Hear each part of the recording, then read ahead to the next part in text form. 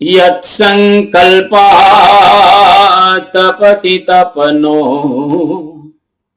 वाति वात समिन्धे वह निर्धत्ते धरणिरुदधि लंघते नैव वेलाम् सोऽयं श्रीमान् निखिल जगताम् अन्तरात्मावतीर्णो धर्मं रक्षन् दिशतु कुशलम्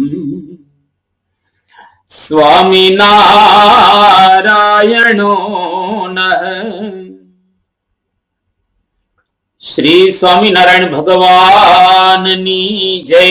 अक्षर पुरुषोत्तम महाराजनी जय। गुणातीतानंद स्वामी महाराजनी जय। भगत जी महाराजनी जय। शास्त्री जी महाराजनी जय। योगी जी महाराजनी जय। प्रमुख स्वामी महाराजनी जय। महंत स्वामी महाराजनी जय। प्रमुख स्वामी महाराज शताब्दी महोत्सवनी जय।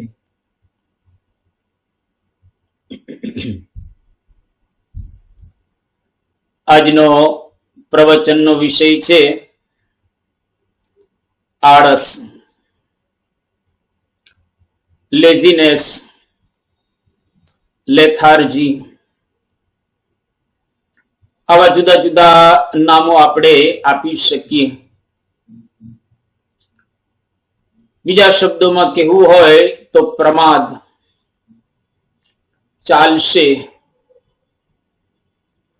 કરીશું, ક્યાં ઉતાવળ છે, થશે, વગેરે વગેરે આપણા જીવનની અંદર આપણે આ શબ્દો વાપરતા હોઈએ છીએ.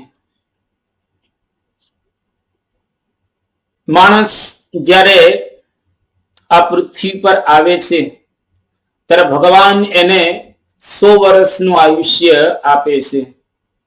દરેકને 100 વર્ષનું આયુષ્ય આપે એવું નથી હોતું, પરંતુ પ્રાય કળિયુગની અંદર માણસ 100 વર્ષનું આયુષ્ય લઈ અને આવ્યો હોય છે. આ 100 વર્ષની અંદર એને ઘણા કાર્યો કરવાના હોય છે. સંસારના કાર્યો કરવાના હોય, સમાજના કાર્યો કરવાના હોય, ઘરના કાર્ય કરવાના હોય, સત્સંગની અંદર પણ ઘણા બધા કાર્યો કરવાના હોય. એટલે માણસ સવારથી માંડીને સાંજ સુધી, જન્મથી માંડી અને મરણ સુધી જુદા જુદા પ્રકારના કાર્યો કરતો હોય છે. એ કાર્યો કરવા પાછળ એમનો મુખ્ય ઉદ્દેશ તો એ જ રહેલો છે કે મારે આલોકમાંથી પરલોકમાં ભગવાનને પ્રાપ્ત કરવા છે, પરમ શાંતિ જીવનની અંદર પ્રાપ્ત કરવી છે. એક એવા સ્થાને જવું છે કે જ્યાં ગયા પછી કોઈ દિવસ પાછું આવવાનું ન થાય, જ્યાં ગયા પછી કોઈ દિવસ અશાંતિનો અનુભવ એના જીવનની અંદર ન થાય. એવું એક પરમ સ્થાન, પરમ સુખ, પરમ અવસ્થા એને પ્રાપ્ત કરવાની છે. એના માટે માણસ ઘણું કરતો હોય છે અને આપણે ઘણું કરતા આવ્યા પણ છીએ અને ભવિષ્યની અંદર પણ આપણે ઘણું કરવાના છીએ. પરંતુ એક શબ્દ આપણા જીવનની અંદર બહુ જ આપણે મહત્વનો કહીએ કે ચાલશે. આ શબ્દ આપણે વર્ષોથી વાપરતા આવેલા છીએ, પરંતુ જીવનની અંદર આ શબ્દની જો બાદબાકી થઈ જાય તો આપણું જીવન ખરેખર દીપી ઉઠે અને જીવન ખરેખર કંઈક અલગ પ્રકારનું આપણે એને નિહાળી શકીએ. ઘણા માણસો ફેલ જતા હોય છે, ઘણા માણસો પોતાના કાર્યની અંદર નિષ્ફળતા પ્રાપ્ત કરતા હોય છે. એ નિષ્ફળતા કેવળ આપણને દંડ નથી, પરંતુ આપણી નિષ્ફળતાને લઈ અને અન્ય લોકો સફળ થતા હોય છે. અન્ય લોકોની સફળતામાં માણસની નિષ્ફળતાનો બહુ જ મોટો ફાળો રહેલો છે. Failure is not our only punishment for laziness. There is also the success of others. આ એક ચિંતકનું વાક્ય રહેલું છે. બર્મિંગહામ સ્કોટ વેલ્શ ડુવેલ્સ એન્જિનિયરિંગ કંપનીમાં એક ચીફ એન્જિનિયર, એની પત્ની અને 2 પુત્રીઓ ઘરની અંદર રહેતા હતા. આ બર્મિંગહામનો એક અદ્ભુત પ્રસંગ સ્કોટ વેલ્શનો. એના માતા લંડનની અંદર રહે અને આ પોતે બર્મિંગહામની અંદર રહે. એની માતા વારે વારે પોતાના દીકરાને પુત્રને બોલાવે કે બેટા મળવા માટે આવજે. તો આ સ્કોટ વેલ્શ પોતાની માતાને મળવાનું બહાનું કાઢે કે હમણાં આવું હમણાં આવું હમણાં આવું, પણ જાય નહીં. એક વખત એને સમાચાર પ્રાપ્ત થયા કે મારી માતા ધામમાં ચાલી ગઈ છે, અને માતાને મળવા એની પત્નીએ એને ખૂબ આગ્રહ કર્યો કે જા તું તારી માતાને મળી આવ, કારણ કે એમની બહુ ઈચ્છા છે અને વારે વારે તને બોલાવે છે એટલે તારે જવું જોઈએ. એની પત્નીનો આગ્રહ એટલે આ સ્કોટ વેલ્શ પોતાની માતાને મળવા માટે આવે છે. માં 3 વાગે એ મૃત્યુ પામેલા, મળવા જાય છે. પરંતુ માતા તો મળી નથી શકતા. માતા મૃત્યુ પામ્યા પછી પુત્ર ત્યાં આગળ પહોંચે છે અને ખૂબ પસ્તાવો રહ્યા કરે છે કે મારી માતાએ મને 16 વર્ષ પહેલા કહ્યું બેટા તું મળવા આવ મળવા આવ મળવા આવ, પરંતુ હું કંઈક ને કંઈક કાર્યની અંદર બહાના કાઢતો હતો અને ટાળતો હતો. મારી આળસને લઈને, લેઝીનેસને લઈને અને માતાને મળી ન શકે. 16 વર્ષ મોડો પડ્યો અને આખી જિંદગી મને આ પસ્તાવો રહી જશે. મારી આળસ મને આજીવન મારી માતાનો ગુલામ, ગુનેગાર બનાવતી ગઈ. જો ખરેખર મેં જીવનમાં આળસ ન કર્યો હોત તો મારી માતાને મળી શકત. હવે શું કામનું? એક વખત સમય ચૂકી ગયા, એક વખત સમય પસાર થઈ ગયો, હવે એ પાછો તો મેળવી શકાતો હોતો નથી. એક વખત એક રાજા પોતાના નોકરને કહે છે કે 2 કુંવરો શું કરે છે?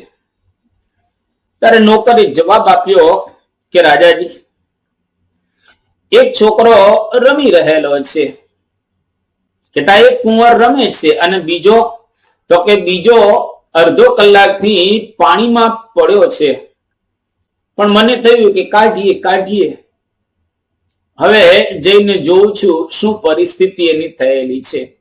અને નોકર જ્યાં કુંવરને જોવા ગયો તો અડધો કલાકથી છોકરો પાણીમાં પડ્યો હોય, તરતા આવડતું ન હોય, એટલે સ્વાભાવિક રીતે છોકરો બુડી જાય ને મરી જાય. ને મરી ગયો તો કુંવર. નોકરની આળસને લઈ અને કુંવરે જાન ખોઈ. તો કોઈક વખત આપણી આળસને લઈ અને આપણા ઘરની અંદર, આપણા કુટુંબની અંદર નુકસાન થતું હોય છે. એટલા માટે કુટુંબ કે ઘરની અંદર નુકસાન ન થાય એટલે આપણે આળસનો પરિત્યાગ કરવો જોઈએ. આળસ એ આપણો ખરેખર મહાન શત્રુ છે, અને કોઈ પણ શત્રુ હોય એને આપણે ઉગતો ડામવો જોઈએ. શત્રુ મોટો થાય, શત્રુ આપણને મારવા તૈયાર થાય, શત્રુ આપણી સામે આંખ કાઢે, શત્રુ સશસ્ત્ર થઈને તૈયાર થાય એની પહેલા જ એને આપણે ડામી દેવો જોઈએ, એને મારી નાખવો જોઈએ અને પરાજિત કરવો જોઈએ. ગાંધીજી એવી વાત કરતા હતા કે જે ઉંમરથી વૃદ્ધ છે એ વૃદ્ધ નથી, પરંતુ વિકાસ માટે જે લોકો આળસ કરે છે એ વૃદ્ધ છે. ઘણા માણસો મોટી વયે પણ ખૂબ કાર્યરત હોય છે, જેમ કે પરમ પૂજ્ય પ્રમુખ સ્વામી મહારાજ, યોગીજી મહારાજ અને શાસ્ત્રીજી મહારાજ, આજે વર્તમાન કાળે મહંત સ્વામી મહારાજ. ખૂબ મોટી ઉંમર થયેલી છે, 86-87 વર્ષ, પરંતુ છતાંય એ કાર્યરત છે. એના જીવનની અંદર બિલકુલ આળસ જોવા ન મળે. પરમ પૂજ્ય પ્રમુખ સ્વામી મહારાજને આપણે જોયા છે, કોઈ દિવસ ક્યારેય આજનું કામ એમણે કાલ કર્યું નથી. આજનું કામ અત્યારે જ કરે, કાલ ઉપર કોઈ દિવસ ન છોડે. અને જો કાલ ઉપર છોડતા થયા, થોડીક આળસ આવી તો એને લઈ આપણું તો બગડે, પરંતુ સાથે સાથે જો આપણે ઘરમાં રહેતા હોઈએ તો ઘરના અન્ય સભ્યોનું પણ બગડે. જો આપણે નેતા હોઈએ તો દેશને પણ નુકસાન જાય. ભારતની આઝાદીની ચળવળ ચાલતી હતી અને દિલ્હીની અંદર પ્રગતિ મેદાનમાં બધા મીટિંગ માટે ભેગા થવાના હતા. એમાં સરદાર વલ્લભભાઈ પટેલ પધારી ચૂકેલા હતા, મૌલાના આઝાદ પધારી ચૂકેલા હતા, મહાત્મા ગાંધીજી પધારી ચૂકેલા હતા, અન્ય પણ જે બધા ચળવળની અંદર ભાગ લેનારા હતા એ લોકો આવી ગયા હતા. પરંતુ જવાહરલાલ નહેરુ થોડા મોડા પડ્યા, એટલે ગાંધીજીએ ટકોર કરી જવાહરલાલ નહેરુને કે નહેરુજી, તમે થોડા મોડા પડ્યા, ભારત આઝાદ થોડોક મોડો થશે એના જવાબદાર તમે ઠરશો, કારણ કે આ સભા તમારા વિના થોડી મોડી શરૂ થઈ. આ આઝાદીના સંગ્રામની અંદર તમે મોડા પડેલા છો અને કદાચ જો ભારતને આઝાદી થોડી મોડી મળી તો એના જવાબદાર તમે હશો. એટલા માટે હંમેશા સમયસર પધારવું જોઈએ. એવી ગાંધીજીએ ચાલુમાં જવાહરલાલ નહેરુને ટકોર કરી. એક વખત દ્રોણાચાર્ય દુર્યોધનને કહે છે કે દુર્યોધન, આજકાલ તારા પાઠ બધા નિયમિત આવતા નથી, થોડો તું નિષ્ક્રિય થઈ ગયેલો છે. દુર્યોધને કહ્યું કે હા ગુરુજી, આપની વાત એકદમ સાચી છે, હું થોડો નિષ્ક્રિય બની ગયેલો છું. ગુરુજીએ કહ્યું કે કેમ એવું? તો કે આજકાલ કરવાનું કઈ મન થતું નથી, મજા આવતી નથી, આળસ આવે છે. ત્યારે દ્રોણાચાર્યએ કહ્યું કે દુર્યોધન, આ આળસને ખંખેરી અને તું તૈયાર થઈ જા, અન્યથા તારે બહુ જ મોટું નુકસાન ભોગવવું પડશે. એટલા માટે જીવનમાં કોઈ દિવસ આળસ ન રાખવી. આળસ એ જીવતા માણસની કબર છે. માણસ જીવતો હોય પણ છતાંય જો આળસ કરતો હોય તો સમજવું કે મરી ગયો છે, એના જીવનની અંદર બધું જ ખલાસ થઈ ગયેલું છે. એટલે વિનોબા ભાવે એક બહુ સરસ વાત કરતા હતા કે આળસ એ મીઠું ઝેર છે, પણ એનો સ્વાદ છોડવાનું કોઈને ગમતું હોતું નથી. મીઠું ઝેર, કદાચ કડવું ઝેર હોય તો આપણે એનો સ્વાદ છોડી શકીએ, પરંતુ આ તો મીઠું ઝેર છે એટલે એનો સ્વાદ છોડવો કોઈને ગમતો હોતો નથી. તમામ વ્યક્તિઓના જીવનની અંદર નાની મોટી તમને આળસ દેખાશે, પરંતુ પરમ પૂજ્ય પ્રમુખ સ્વામી મહારાજ કે મહંત સ્વામી મહારાજ એ જે પુરુષો રહેલા છે એમના જીવનની અંદર બિલકુલ આપણને આળસ દેખાય નહીં, કારણ હંમેશને માટે એ સજાગ રહેતા હોય છે. એટલે રવિશંકર મહારાજ એવું કહેતા હતા, બહુ સુંદર એમને વિચાર એક આપ્યો કે આળસથી કટાઈ જવા કરતા મહેનતથી ઘસાઈ જવું વધારે સારું છે. આળસથી કટાઈ જવા કરતા મહેનતથી ઘસાઈ જવું વધુ સારું રહેલું છે. હેનરી ડેવિડ થોરો એનું એક પ્રસિદ્ધ વાક્ય રહેલું છે કે tomorrow is the only day that is cherished by lazy people. આળસુને એક જ દિવસ અતિશય પ્રિય લાગે છે. એ કયો દિવસ? તો કે આવતીકાલ. બસ આવતીકાલ કોઈ દિવસ આવતી હોતી નથી, એ આજ જ હોય છે. એટલા માટે આપણા જીવનની અંદર કોઈ દિવસ ક્યારેય આળસ ન કરવી જોઈએ. આપણામાં આળસ વધારે છે. ભારતના લોકોની અંદર વિશેષ કરીને આળસ રહેલી છે. એનું કારણ છે વિજ્ઞાનના નિયમ પ્રમાણે એશિયામાં જે ઉષ્ણ પ્રદેશ રહેલો છે, એશિયા ખંડની અંદર ઉષ્ણતા વધારે છે, અને જેની અંદર ઉષ્ણતા વધારે હોય એ માણસો આળસુ હોય, અને શીત પ્રદેશની અંદર આળસ ઓછી હોય. બહુ પ્રસિદ્ધ પ્રસંગ, અલાઉદ્દીન ખિલજી 1316 સાલમાં દિલ્હીથી લગભગ 60 કિલોમીટર એ દૂર પડાવ નાખે છે દિલ્હી જીતવા માટે, અને 18 દિવસની અંદર દિલ્હી એને કબજે કરી લીધું. અને પછી ગુજરાતની અંદર જુએ છે તો સમૃદ્ધ ગુજરાત ના બે સલાહકાર હતા, એક ઉલુગ ખાન અને બીજા નુસરત ખાન. આ બે ના સલાહકાર હતા. અને 27 દિવસ ગુજરાતનો એને પ્રવાસ કર્યો. રાજા કરણ વાઘેલા બીજા, એની પાસે મોટું સૈન્ય હતું, 4 ગણા શસ્ત્રો પણ હતા, છતાં એને જીતવું સરળ પડ્યું. કારણ રાજા કરણ સમૃદ્ધિ, સુંદરી અને જુદા જુદા પ્રકારના વ્યસનની અંદર ખૂબ રાચતા હતા. આળસ ભયંકર હતી. 5.5 દિવસની અંદર એને જીતી લીધો રાજાને, અને 12 વર્ષ એમને ગુજરાતની અંદર રાજ કર્યું. અને ખિલજી જયારે મૃત્યુ પામે છે ત્યારે બહુ સરસ વાત કરે છે કે અહીં મને દફનાવતા નહીં, બીજે જન્મે નહીતર હું આળસુ થઈ જઈશ. જોકે દિલ્હીથી 40 કિલોમીટર દૂર એને દફનાવવામાં આવ્યો, પણ એમને એવી માગણી કરેલી કે ભારતમાં દફનાવતા નહીં.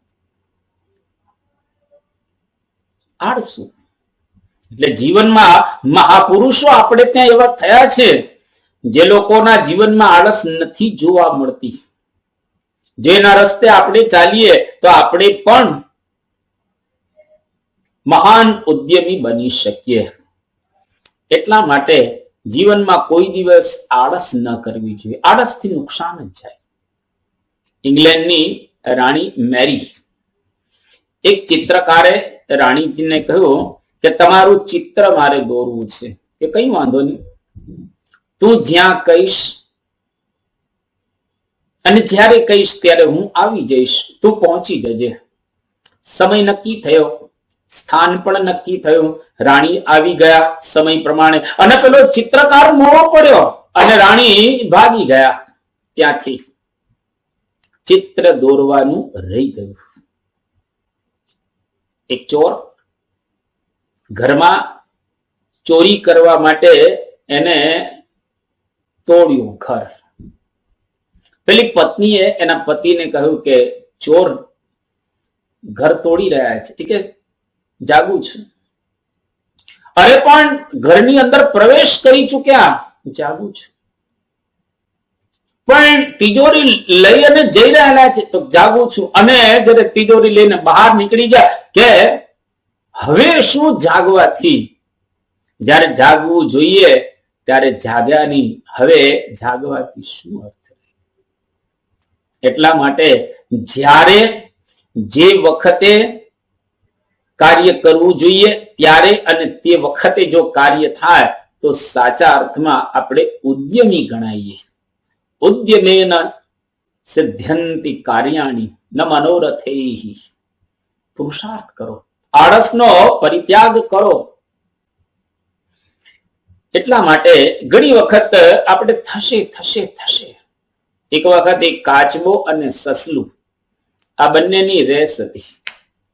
હવે સસલું તો બહુ ઝડપથી ચાલે, કાચબો તો બહુ ધીરે ધીરે ધીરે ધીરે ચાલે. સસલા એવો વિચાર કરો કે શાંતિથી આપણે દોડતા 1 મિનિટમાં પહોંચી જશું, થોડોક સમયમાં જ પહોંચી જશું. કાચબો તો ક્યારે ત્યાં પહોંચશે. એટલે સસલું સૂઈ ગયું અને કાચબો તો ધીરે ધીરે ધીરે ધીરે એ ચાલે છે. અને જ્યાં ગંતવ્ય સ્થળ હતું, જ્યાં પહોંચવાનું હતું, કાચબો પહોંચી ગયો અને સસલું જાગ્યો, દોડતું દોડતું ત્યાં ગયો. પણ એની પહેલા જસ્ટ થોડી જ સેકન્ડોમાં સસલું પહોંચે છે, પણ એની પહેલા કાચબો પહોંચી ગયો અને રેસ જીતી ગયો. Slow and steady wins the race. બસ ચાલતા રહો, ચાલતા રહો. એટલા માટે જો તમે ઊંઘશો તો ભાગ્ય પણ ઊંઘતું રહેશે. જો તમે જાગશો તો ભાગ્ય પણ જાગતું રહેશે. ઉઠ જાગ મુસાફિર ભોર ભયો, અબ રૈન કહાં જો સોવત है, जो सोवत है सो खोवत है, जो जागत है सो पावत है. બેન્જામિન ફ્રેન્કલિન એક બહુ પ્રસિદ્ધ પ્રસંગ કહે છે કે રાજા યુદ્ધ લડવા માટે જાય છે અને એનો જે ઘોડો હતો, એ ઘોડાની પગની અંદર જે નાલ આવે, એ નાલ એમાં એક ખીલી નીકળી ગઈ. અને પેલા અશ્વરે કહ્યું કે કઈ વાંધો ન આવે. રાજાએ કહ્યું કે કશો વાંધો નહીં, એક નીકળી ગઈ છે ને, 4 ખીલી આવે છે, એકમાં કઈ વાંધો ના આવે. અને આગળ ચલાવે છે. એના દ્વારા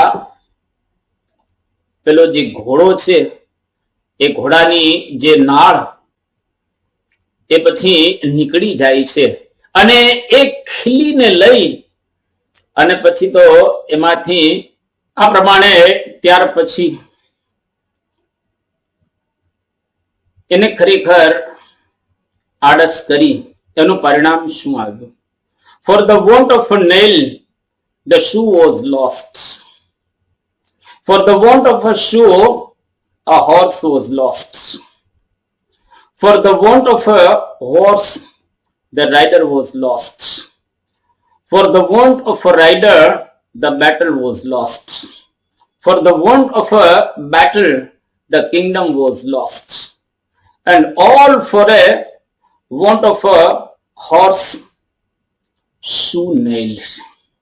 એક ખાલી પગની નાલ, એની એક ખીલીને લઈ અને આખો યુદ્ધ હારી ગયો. એટલા માટે બહુ જ અગત્યનું રહેલું છે કે નાની નાની વસ્તુમાં પણ આપણે બિલકુલ આળસ ન કરવી જોઈએ. એક વખત ડોક્ટર શેઠના, એટલે કે અપરાધ શાસ્ત્રના જાણીતા લેખક, એને વાત કરી કે જેલમાં બધાને કાર્યશીલ બનાવવા જોઈએ. જેલની અંદર જેટલા કઈ કેદીઓ પૂરેલા તમામ કેદીઓને કાર્યશીલ કરવા જોઈએ, જેથી કરીને એના જીવનની અંદર ભવિષ્યના સમયમાં આવા કાર્યો ન કરે. ત્યારે કોઈકે કહ્યું કે ભાઈ હવે જેલમાં આવ્યા છે તો થોડો સમય ભલે ને આરામ કરે. ત્યારે શેઠના એ કહ્યો કે આળસ અને લેઝીનેસ, એટલે કે આળસને લઈને જ આ લોકોએ આવા કાર્ય કરેલા છે. એટલા માટે જીવનની અંદર કોઈ દિવસ ક્યારેય આળસ ન કરવી, શાસ્ત્રો ના પાડે છે. યો હિ દિષ્ટમ ઉપાસીનો નિર્વિચેષ્ટ સુખમ સ્વપેત અવસિદેત સુદુર્બુદ્ધિરામો ઘટ ઇવ અંભસી.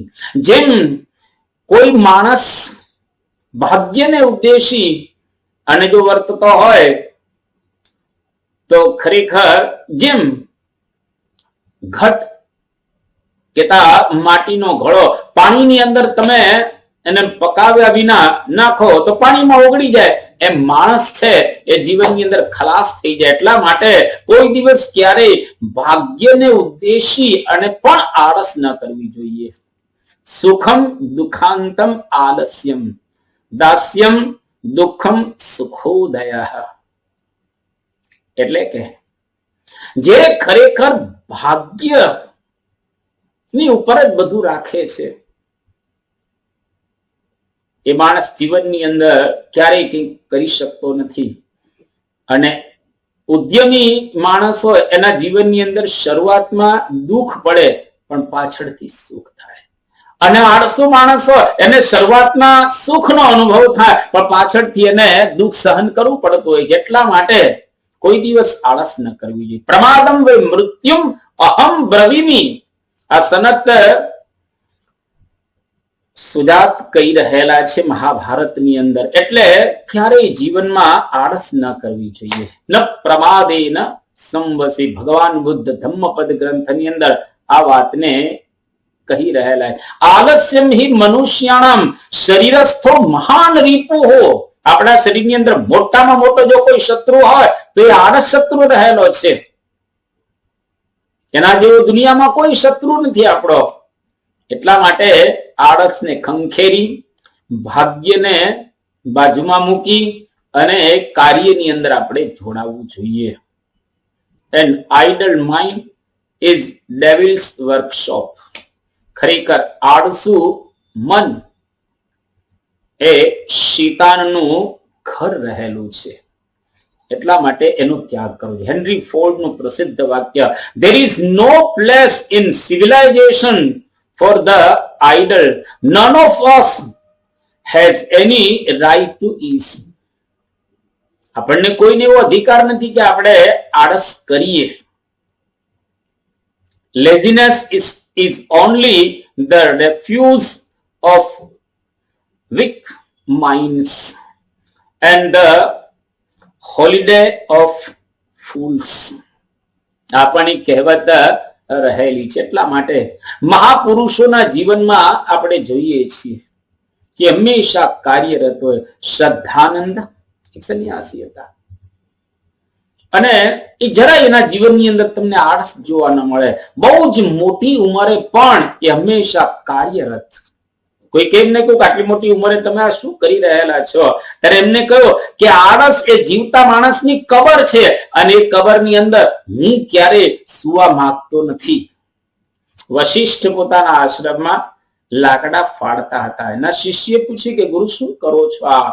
તો કે હું મારી આળસને ખંખેરી રહેલો છું, ભગાડી રહેલો છું. યોગી બાપાના અને પ્રમુખ સ્વામી મહારાજના જીવનની અંદર આપણે જોયેલું છે. હંમેશા કાર્યરત. 95 વર્ષની ઉંમરે પણ પરમ પૂજ્ય પ્રમુખ સ્વામી મહારાજને આપણે જોયા છે વ્હીલચેરની અંદર. પોતે આમ તો કશું કરી શકે એવી શરીરની અંદર શક્તિ રહેલી નથી, છતાં પણ સ્વામી શ્રી એ ઉંમરે કાર્ય કરતા હતા.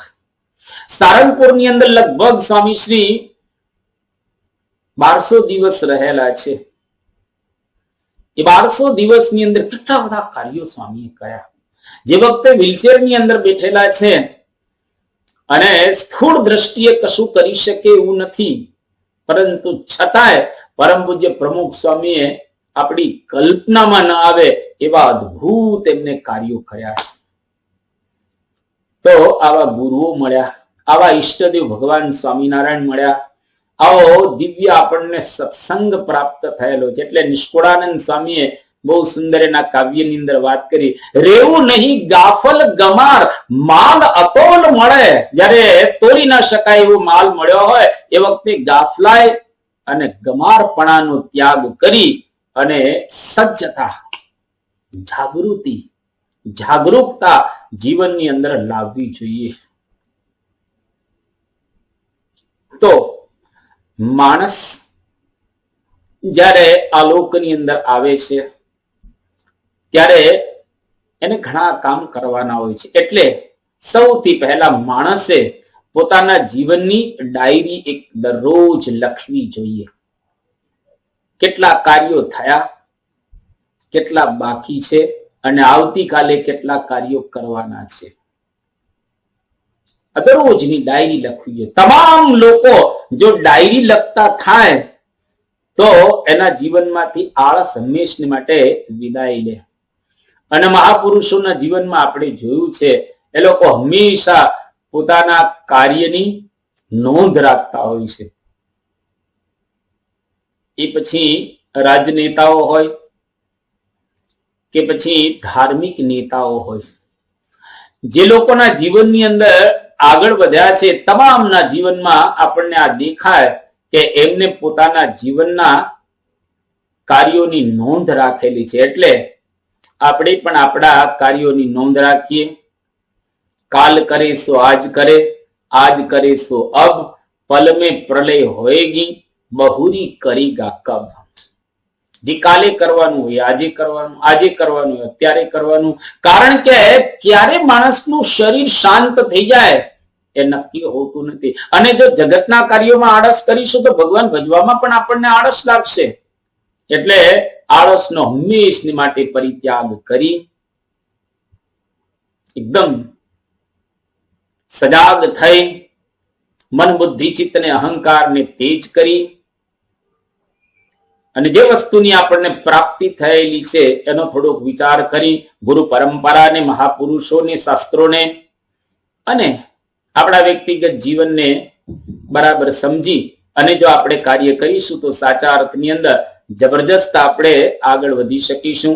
મહારાજની પ્રાર્થના કરીએ, પરમ પૂજ્ય મહંત સ્વામી મહારાજની પ્રાર્થના કરીએ કે આપણા જીવનમાંથી આપણે આળસને હંમેશની માટે ત્યાગ કરી અને સજાગતા, જાગૃતતા વાળું જીવન જીવી શકીએ એવી એમના શ્રી ચરણોમાં પ્રાર્થના. શ્રી સ્વામિનારાયણ ભગવાનની